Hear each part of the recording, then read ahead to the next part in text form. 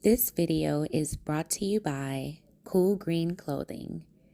Cool Green Clothing is a Baltimore-based clothing line that started back in 2018 and has been growing strong ever since. Make sure you follow Cool Green Clothing on Facebook and IG at Cool Green Clothing, and check out their website, coolgreenclothing.com, where you can find the latest cool green fashions and hats, women's apparel, and the latest men's collection. Remember, if you ain't coolin' and getting the green, you're in the wrong. Yeah, shout out my nigga Cool Green on the fit though. Got me drippy, you heard? Oh man, check out my man, yo, you feel me? Yo, be getting me right, you feel me? Big clothing for real, you feel me? Come with everything for real, I'm grabbing everything from my man, yo, you feel me? Shout out to my man, yo, you feel me? Support, you heard? Yes, sir. Cool Green right here, Sadie. Cool Green, you already know downtown Baltimore, that's where we at. You already know representing New York, Harlem shit right here, uptown. But we downtown right now. You see that? My man, yo, come and get my man Cool Green. Rock it, you see it. I'm gonna make it look good for niggas to get. Daddy, sales is going up today because of the Cool Greens. And I'm telling you, follow Cool Green Clothing. It's so important for us to support our entrepreneurs. There's so much talent in Baltimore. And as a creative entrepreneur myself, I know how hard it is. And I love to see just people going out there and going for their dreams. So let's get it. What's going on, YouTube fam? It's your boy Tony 2Times, and we back with another episode of the Baltimore Way, man. Tonight, we're going to take it over east and talk about them North Avenue boys. Let's get right into it. North Avenue, Baltimore, Maryland, is a long stretch and block that goes through West and East Baltimore. North Avenue runs through some notorious parts of the city and is often a hangout spot for people in the area, or a spot you can go to and get anything you might need, from legal to illegal. For a group of Baltimore men called the North Avenue Boys, this was headquarters and their stomping grounds. East North Avenue to be exact, Chester Street, and Castle.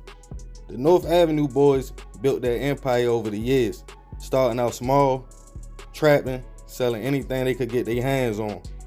And while the money was coming in, they also defended their area of the city to a T. As time went on, the money on North Avenue grew, and the squad worked their way up the ranks to build their blocks to a known trap spot for everybody in the city to cop. Money was coming in from all over. With Ratty, Smack, Grass, the North Avenue Boys was getting big money and getting it in. They even expanded their operation. Everything seemed to be smooth sailing, other than regular street issues, a few beefs, jail time, and protecting their hood. But once word got out, the amount of money that was being made on their blocks, as the streets go, other squads wanted in, either by choice or by force. Another group of young men who had the city hot and who was known for being active and taking over blocks was a group of young men we would call the Project Boys.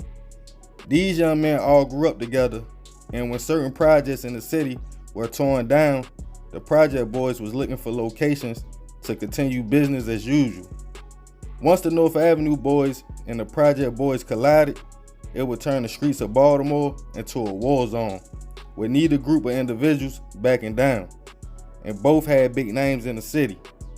The North Avenue Boys felt as though the Project Boys were being cutthroat and stepping on their toes. A lot of incidents occurred between the groups. One alleged situation, the North Avenue Boys were looking for a top member of the Project Boys, and when a few members recognized a Jeep riding up the street, they thought they found their target. They followed the vehicle to an apartment complex in Baltimore County. Once the car stopped, the North Avenue members allegedly hopped out with blickies in hand and approached the car. Once on the driver's side, they realized it was the dude's wife, but they wasn't gonna let the opportunity go to find Yo. The men grabbed the op's wife and took her to one of their stash houses, allegedly tied her up and wanted information on her husband. After about 2 hours, the men drove the young lady to Northern High School and let her go. But as she was walking away, she noticed one of the men was walking behind her with the blicky out. The young lady got in fight or flight mode and tried to pull the North Avenue member down. Shots were fired and she was hit, allegedly in the neck. Another shot was fired but missed. She laid motionless and played possum until the car pulled off, before getting up and making a run for it and calling the police. The Jeep was allegedly supposed to be taken care of, assuming the young lady didn't make it. A few of the North Avenue boys would be convicted and receive 20 years in prison. A lot of situations went on between the Project Boys and North Avenue boys that left bodies and bloodshed in the streets. A lot of members from both squads received prison time or lost their lives behind those blocks. More of this story, the harder you go, is always somebody who think they go just a little harder. Once bloodshed, it's hard to go back. Imagine if the two squads would have got money together. They probably could have had the whole city. But egos and pride is sometimes everybody's biggest downfall. But hey, that's the Baltimore way. Now, if you from the city, you feel me, you know this story, a deep story. You know what I mean? Like, it go both ways. You know, it was a lot going on between both organizations. A lot of it, you know, I ain't put in this video. A lot of bodies dropped, you know, from both sides. When they allegedly snatched up old boy's wife, it was from another situation. It was retaliation from something that the Project Boys allegedly did. You know, and when I say it was allegedly like a war zone, people was getting hit left and right. But like I said, it was so much money being made, and you had two driving forces from the city that could have got money together. But you know, the North Avenue boys just felt like the Project Boys was trying to take over. And they felt like, who y'all think y'all is? And the Project Boys had a big name for themselves in the city, just being from the projects and all the work they allegedly put in. So they felt as though, like, if we want to hustle up here, we gonna hustle up here.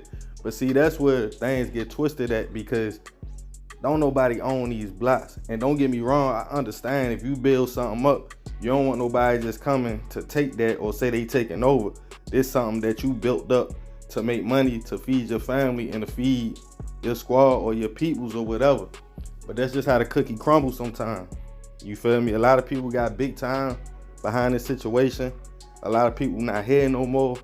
And like I said, the story is super deep. You know, you could write a book about that story.